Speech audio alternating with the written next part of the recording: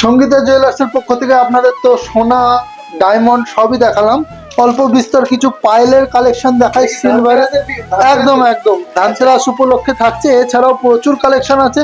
আমি জাস্ট একবার টাচ দিয়ে বেরিয়ে যাচ্ছি। অফারটা কি একবার বলো দাও? সিলভারের অফার আছে 30% মেকিং চার্জে অফ তাই ধানতেরাস উপলক্ষে। আচ্ছা। একদম আচ্ছা। প্রত্যেকটা, শুধু পায়েল বলে না, যে কোনো সিলভারের গহনা কেনাকাটায় থাকছে 30% অফ। কালেকশনটা একবার দেখি।